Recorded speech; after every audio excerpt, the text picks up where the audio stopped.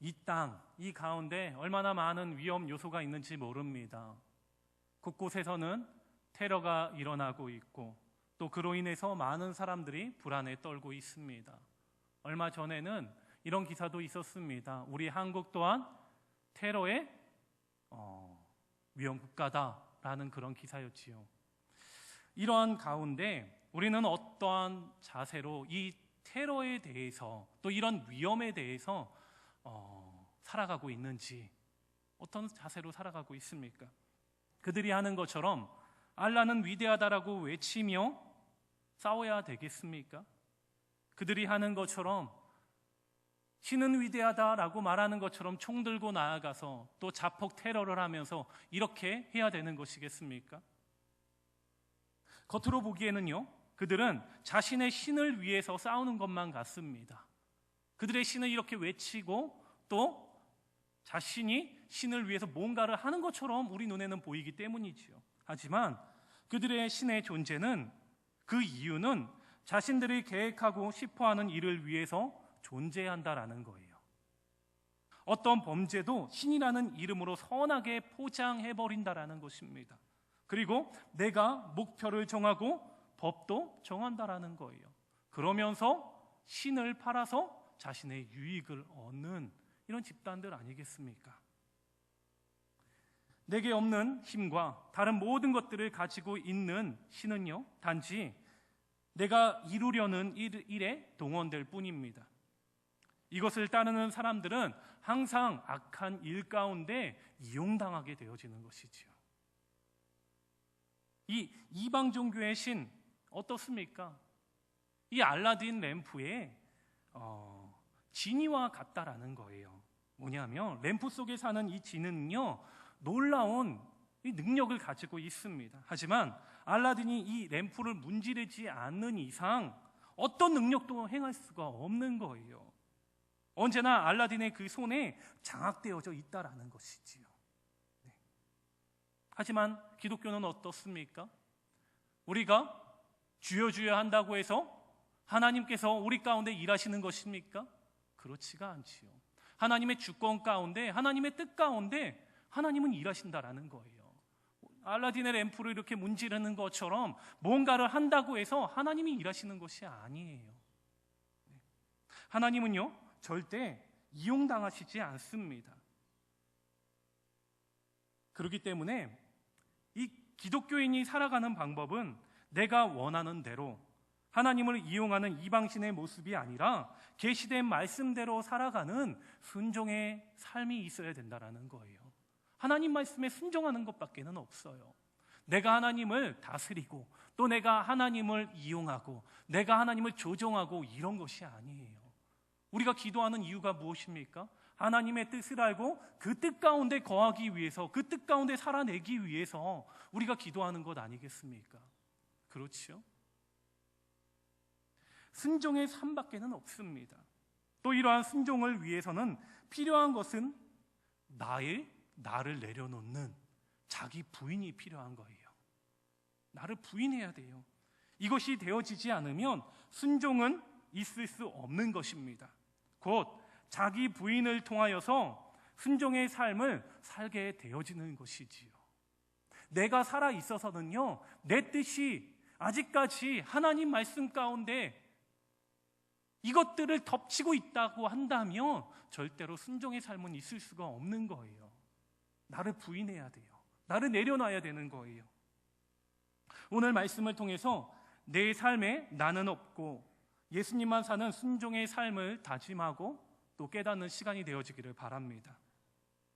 이 본문 말씀을 보게 되어지면 이스라엘이 애굽에서 광야로 나오자 그들을 기다리고 있었던 것은 아멜렉과의 전쟁이었다라는 거예요. 아멜렉은 신앙적으로 보게 되어지면 육체에 해당되어지는 것입니다. 그리고 이 육체는 옛사람이다라고 말할 수 있는 거예요. 옛사람. 예수 그리스도를 통해 우리가 새 사람이 되고 나면은 나타나는 현상이 무엇입니까? 바로 우리 자신이 옛사람과 싸우게 된다라는 거예요. 이제 새 사람으로 거듭나고 나니까 이 옛사람이 나에게 계속 도전을 해옵니다. 그래서 싸울 수밖에 없는 거예요. 이런 싸움을 왜 해야 됩니까? 하나님의 백성으로서의 삶을 살아내기 위해서 발을 내디뎠기 때문이에요. 곧 변화되어졌기 때문입니다. 그리고 그 변화를 유지하기 위해서 이 싸움을 싸워야 되는 거예요. 그렇기 때문에 필연적인 것입니다. 만약 이스라엘이 애굽에 있었다면 이스라엘은 아멜렉이라는 그 적군을 만나지 않았을 것입니다. 다시 말하면 우리가 하나님을 믿지 않았다고 한다면 우리 가운데 옛사람과 싸울 이유도 없다라는 거예요. 왜 그렇습니까? 이 애굽이라는 것은요, 이 애굽이라는 나라는요, 아멜렉보다 강한 나라이기 때문에 접근할 수가 없는 거예요. 또 이 말을 바꿔서 말하면 우리가 죄인으로 사탄의 휘하에 있는다고 한다면 굳이 사단이 건드릴 이유가 없는 거예요. 스스로 놔둬도 참여하기 때문에 이 사단이 간섭하지 않는 것이지요. 네.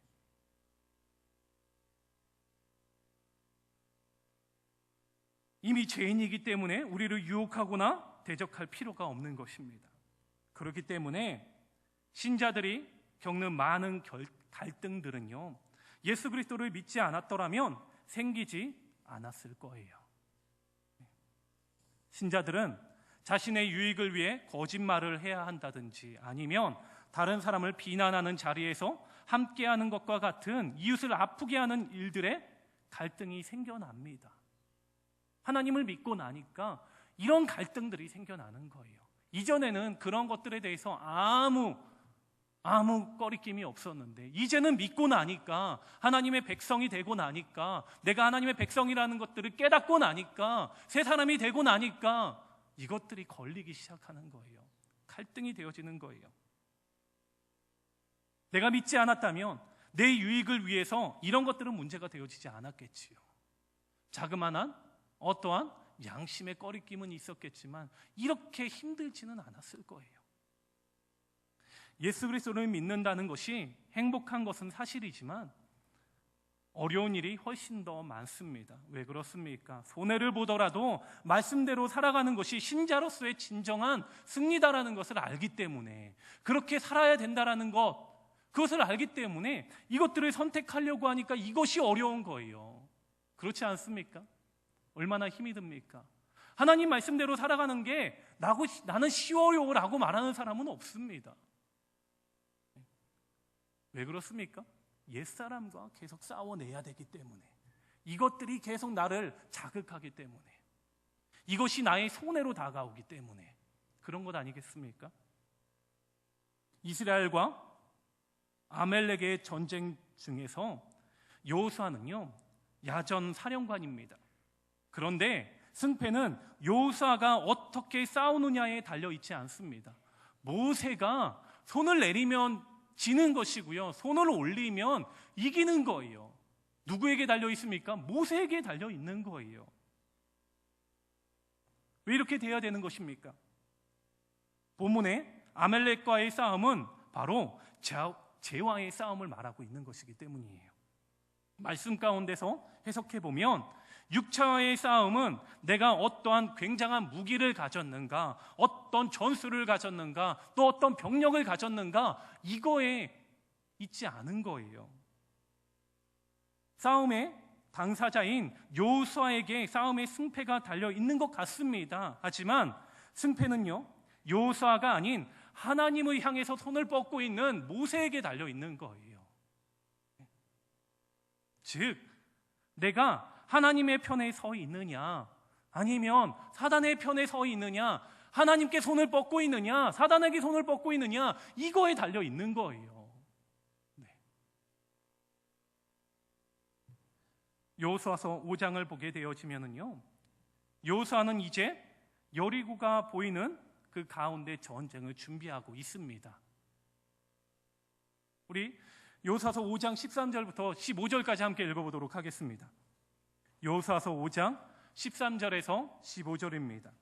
여호수아가 여리고에 가까이 이르렀을 때에 눈을 들어본즉 한 사람이 칼을 빼어 손에 들고 마주 서 있는지라. 요사가 나아가서 그에게 묻되 너는 우리를 위하느냐 우리의 적들을 위하느냐 하니 그가 이르되 아니라 나는 여호와의 군대 장관으로 지금 왔느니라 하는지라 요사가 얼굴을 땅에 대고 엎드려 절하고 그에게 이르되 내 주여 종에게 무슨 말씀을 하려 하시나이까.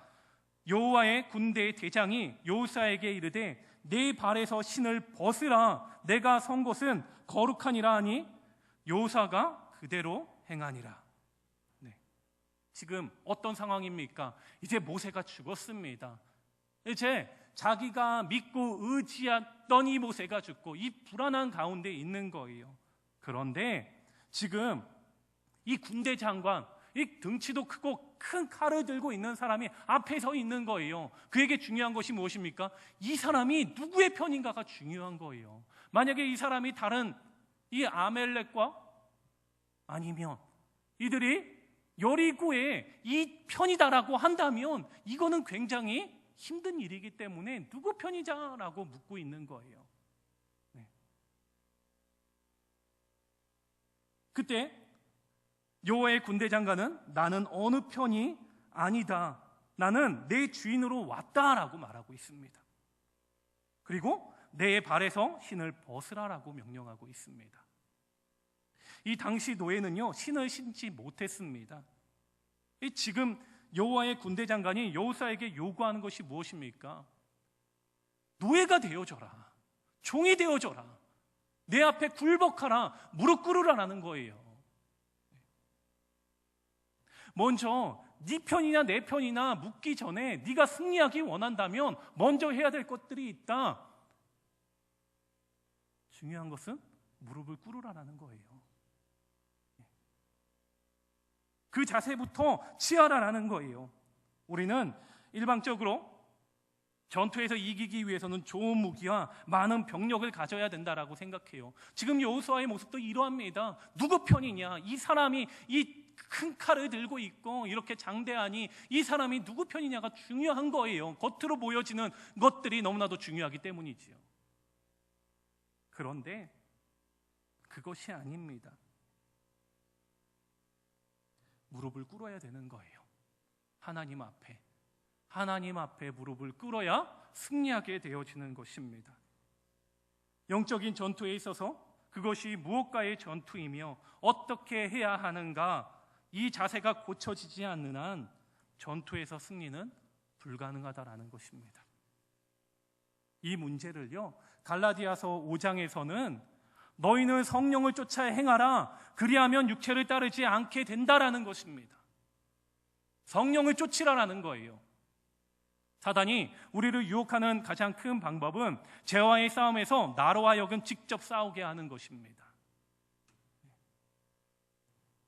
마치 모세 없이 여호수아만 나아가서 싸우게 하는 것입니다. 내 힘, 내 능력으로 너는 가서 싸워도 돼, 너는 할 수 있어, 이렇게 우리를 유혹한다라는 거예요. 하나님 아니어도 된다라는 것이지요. 우리는요 싸워 승리해야 합니다. 그렇다면 내가 정말 잘 싸우고 있고 옳게 가고 있는가, 이것은 무엇을 통해서 알 수 있겠습니까?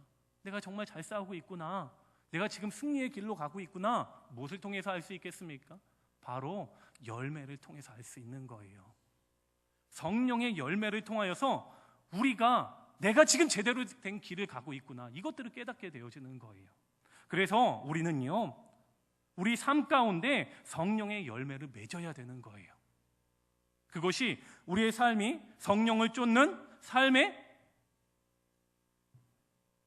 그 가운데 있음을 증명하는 것이기 때문입니다. 그러나 사단은 성령의 열매를 맺는 것은 육신의 요구를 쫓지 않는 경건한 노력의 결과로 얻어지는 것이다라고 유혹을 합니다. 말이 어렵죠? 그러니까 다시 말하면요 우리는 죄를 안 지을 정도로 깨끗해져서 성령의 열매를 맺게 되어진다라고 그렇게 착각하게 만든다라는 거예요. 우리가 깨끗해져야지만, 우리가 뭔가가 되어져야지만 우리가 성령의 그 길을 갈 수가 있겠습니까? 그 열매를 맺을 수 있겠습니까? 우리는 아무리 노력해도요, 우리는 죄인이에요. 네. 우리가 착각하고 있는 게 무엇인지 아십니까? 우리가 무엇인가 어떤 직분을 받으면 나는 죄 가운데서 이제는 자유롭게 된다라고 생각을 해요. 내가 집사가 되어지면, 내가 권사가 되어지면, 안수 집사가 되어지면, 내가 전도사가 되어지면, 내가 목사가 되어지면 뭔가 나는 깨끗해진다라고 착각을 하는 거예요. 그러나 그렇습니까? 그렇지 않습니다. 그것과 달라요.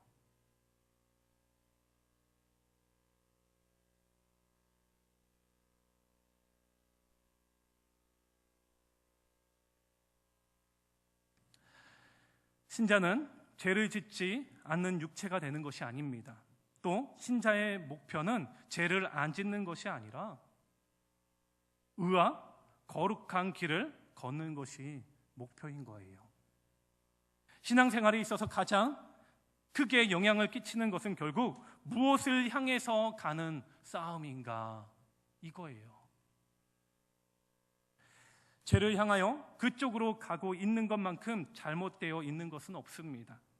그쪽으로 가 있는 이상 그것을 이길 수 있는 사람은 아무도 없어요. 예수님의 수제자라고 말하고 있는 이 베드로의 모습을 보십시오. 그가 예수님을 부인한 자리가 어디입니까? 그는요, 예수님을 부인하지 않겠다라고 그렇게 다짐했던 사람입니다. 그런데 예수님이 잡혀가는 그 자리까지, 그 자리에 나아가서 결국에는 자신을 믿었다가 무엇을 합니까? 예수님을 저주하지 않습니까? 네. 육신 쪽으로는 가지 말아야 합니다. 옛사람을 향해서는 우리가 나아가서는 안 되는 거예요. 승리하기 위해서는요, 성령을 쫓는 것, 이것이 유일한 방법인 거예요.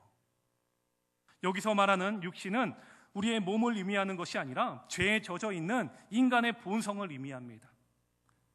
여러분들은 어느 쪽을 선택하시겠습니까?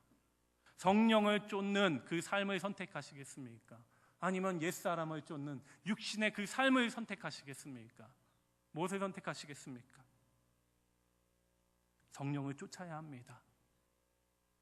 하나님 앞에 나를 복종시키고 굴복시켜야 되는 거예요.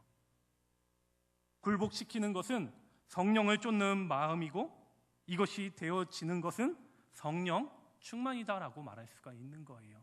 그런데 그 성령 충만이다라고 말할 때 그 충만은 어떤 능력을 한 번에 받아서 되어지는 것을 말하는 게 아니에요.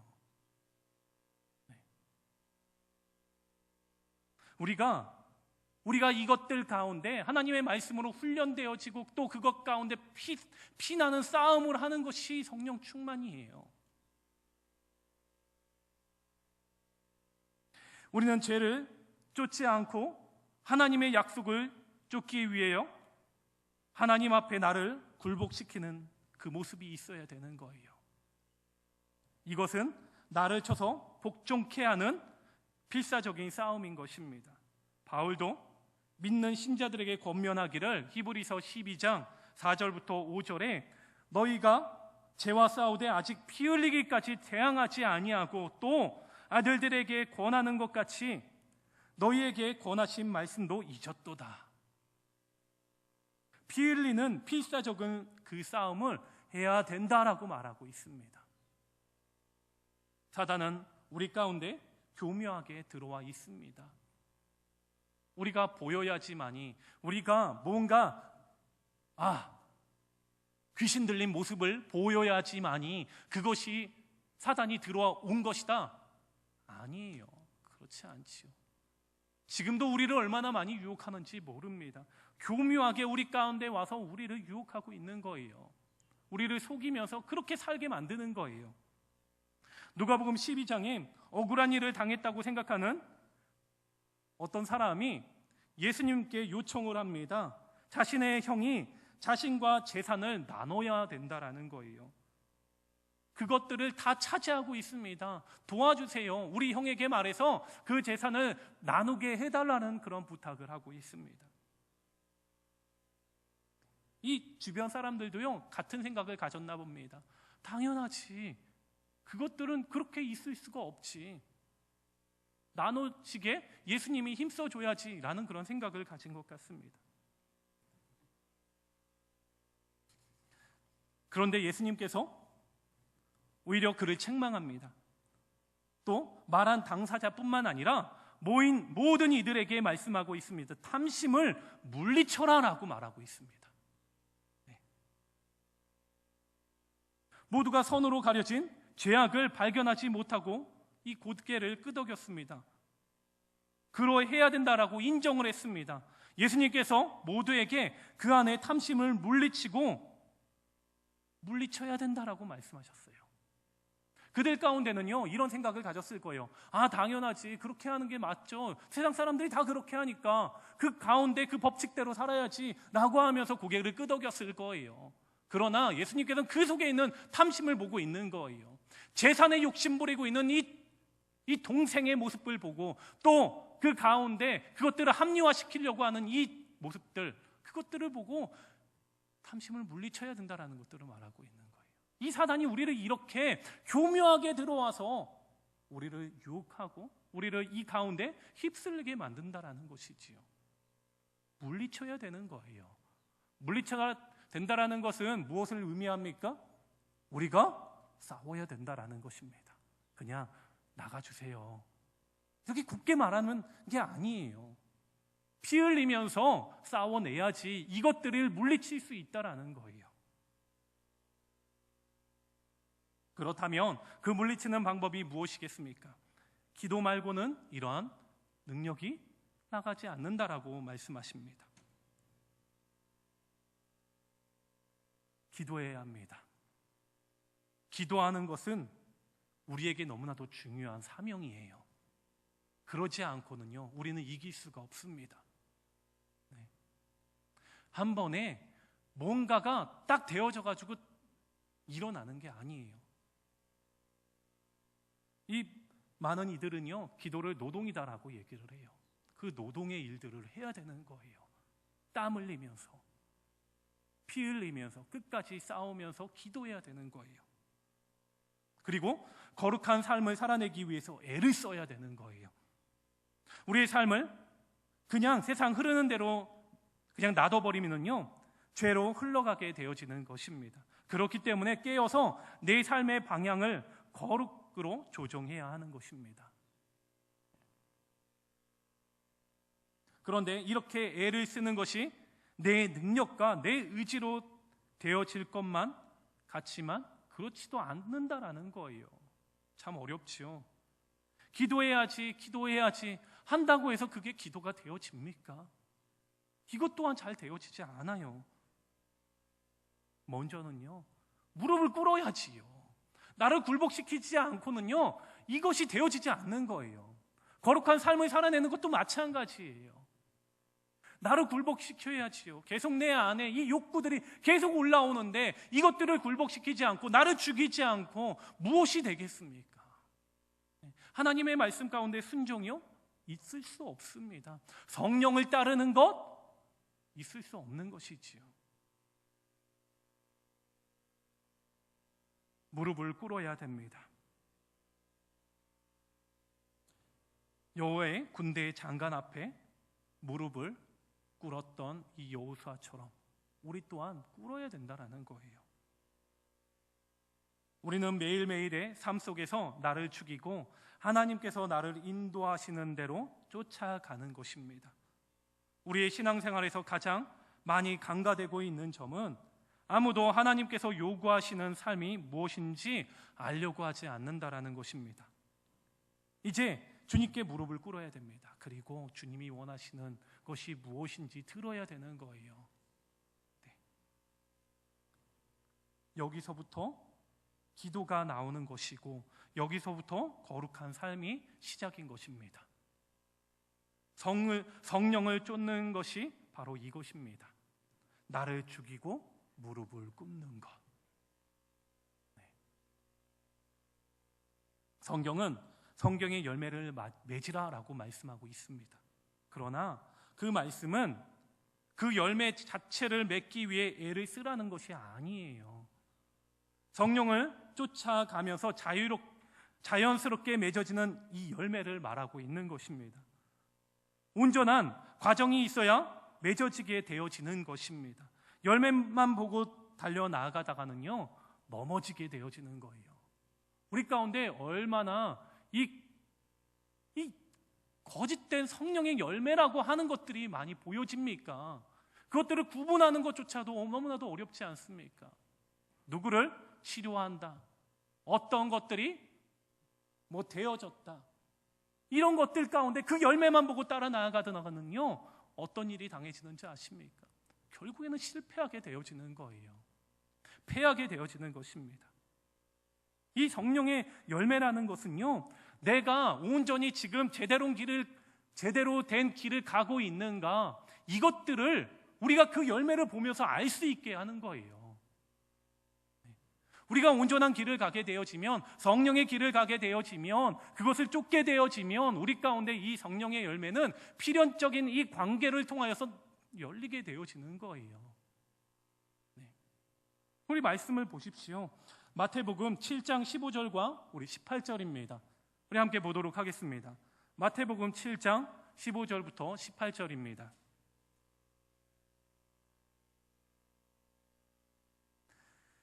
함께 있습니다. 거짓 선지자들을 삼가라. 양의 옷을 입고 너희에게 나오나 속에는 노략질하는 일이라. 그의 열매로 그들을 알지니 가시나무에서 포도를, 또 엉겅퀴에서 무화과를 따겠느냐. 이와 같이 좋은 나무마다 아름다운 열매를 맺고 못된 나무가 나쁜 열매를 만나니, 좋은 나무가 나쁜 열매를 맺을 수 없고 못된 나무가 아름다운 열매를 맺을 수 없느니라. 우리 19절과 20절입니다. 아름다운 열매를 맺지 아니하는 나무마다 찍혀 불에 던지우니라. 이러므로 그의 열매로 그들을 알리라. 이 열매를 통하여서 알게 되어지는 거예요. 주여 주여, 우리가 주의 이름으로 선지자 노릇을 하며 주의 이름으로 귀신을 쫓아내며 주의 이름으로 많은 권능을 행치 아니하였나이까? 라고 말하지만 주께서 그들을 도무지 알지 못한다라고 말하고 있어요. 도무지 알지 못한다. 이 열매를 목적으로 삼고 나아가는 것이 아닙니다. 기독교 신앙의 가장 중요한 핵심과 그것에 부수되어지는 열매는 선지자 노릇을 한다거나 귀신을 쫓아내거나 권능을 행하는 일이 아닙니다. 이것이 본질인 양, 이것을 보고 따라오는 술수에 넘어가서는 안 될 것입니다. 바른 길을 가며 열매 맺는 신자의 삶을 살아내야 됩니다. 바로 하나님의 편에 서는 것이지요. 하나님의 편에 서십시오. 누구 편에 서 있느냐, 너는 누구 편이냐, 이것들을 먼저 묻기 전에 내가 어느 편에 서 있는가, 내 자신을 먼저 분별하십시오. 우리가 해야 되는 것은 내가 먼저 하나님 편 가운데 있어야 된다라는 거예요. 그리고 그 앞에서 무릎을 꿇어야 된다라는 거예요. 그것이 우리가 승리하는 길인 거고요. 그것이 성령을 쫓는 거예요. 모세가 팔을 내렸다면 아무리 이기려고 애를 써보아도 소용이 없는 것입니다. 이제 내가 나를 누구에게 드리느냐, 이 선택의 문제 가운데 있습니다. 누구 편에 있느냐, 이 선택 가운데 있는 거예요. 우리는 죄를 따라가고 싶지 않은데 그렇게 끌려가는 모습이 나 자신에게 있어서 그것이 잘못되었다라는 것을, 이것들을 아는 유일한 사람이에요. 내가 지금 잘못된 길을 가고 있구나. 하나님의 백성이기 때문에 알게 되어지는 거예요. 왜요? 성령님이 깨닫게 해주시기 때문에. 이건 참으로 복 아닙니까? 그런데도 우리가 아는데도 불구하고 그 아는 길을 가지 않는다라는 게 문제가 되어지는 것이지요. 그 아는 길을 가기 위해서 앞에서도 말했던 것처럼 피 흘리기까지 싸워야 되는 거예요. 그러지 않으면 물리칠 수가 없어요. 항상 넘어질 수밖에 없다라는 것입니다. 나를 굴복시키십시오. 아직도 내가 계속 올라오잖아요. 저도요, 불합리한 그런 모습을 보면 계속 올라와요. 교회에서도 마찬가지예요. 이것이 아니다라는 것들이 보여지면 내 이 옛 것들이 이렇게 막, 저만 그렇겠습니까? 모두가 다 그렇잖아요. 그럼에도 불구하고 우리가 다스려야 되는 것이 무엇입니까? 우리가 싸워야 되는 것이 무엇입니까? 바로 이런 거예요.